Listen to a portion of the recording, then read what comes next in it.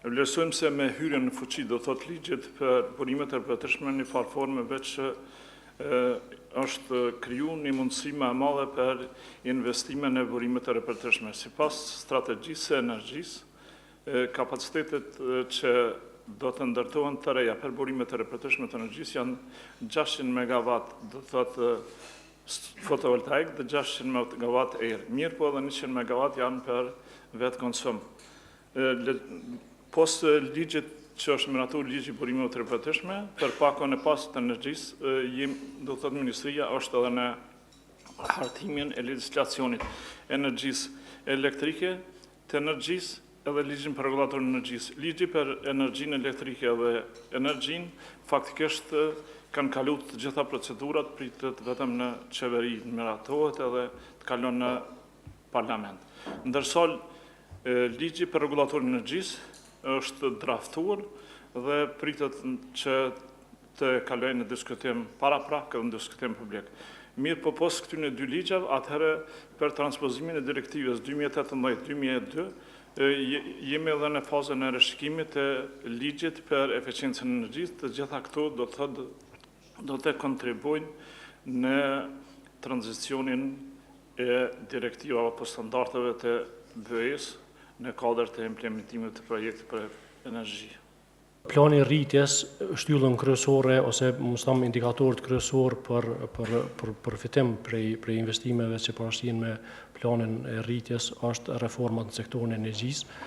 edhe i targeton ligjin që përmendni miftari, ligjin për energji, ligjin për energjinë elektrike edhe ligjin për regulatorin e energjisë. Kjo e krijon parakushtet për mu bo hapja tregut edhe me funksionu një treg transparent.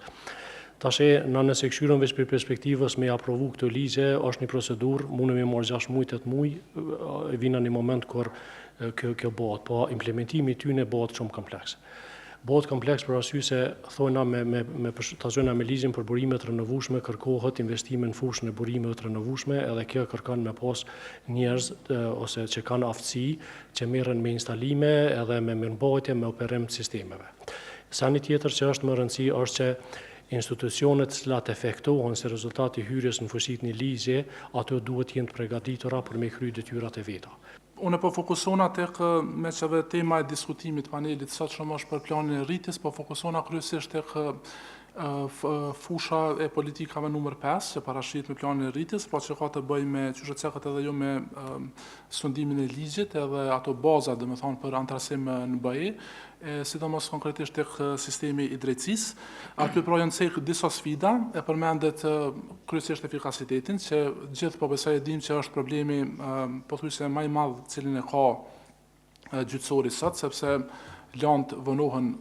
shumë te mase, sidomos kontestet civile, por edhe administrative tash kohëve të fundit, por janë përmeneve disa sfida tjera, si për shembull mungesa e rregullimit ligjor për pjesën e integritetit të gjyqtarëve dhe prokurorëve, pra mundësia ndikimit nga jashtë, pastaj drejtësia civile që lidhet me efikasitetin kryesisht, kurse te lufta kundër korrupsionit përmendet e plani i rritjes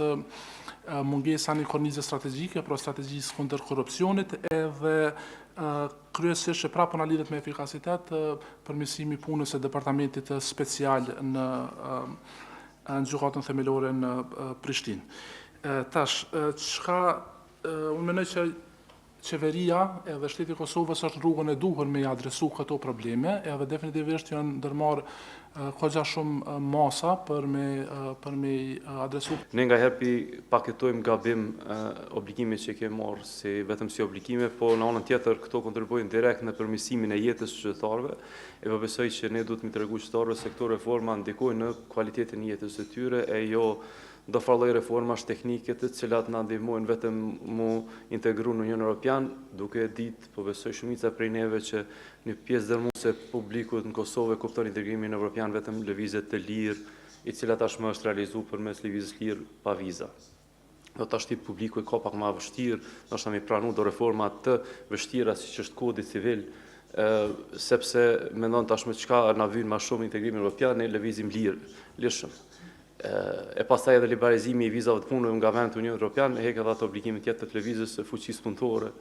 E ne pastaj du ta shohim këtë si një proces pak më gjithëpërfshirës, si një proces të cilin ne përfitojmë si shtet duke po vendin tonë, ma tjetush në mënyrë që qytetarët tonë mos kanë nevojë që të dalin në vende tjera, as të kërkojnë punë, as të lëvizin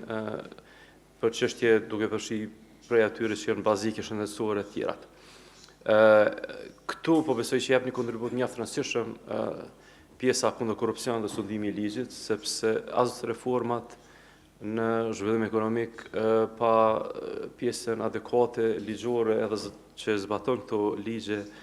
dhe parandalin korrupsionin është vështirë të ketë sukses shumë të mëdha, nëse ka afera të mëdha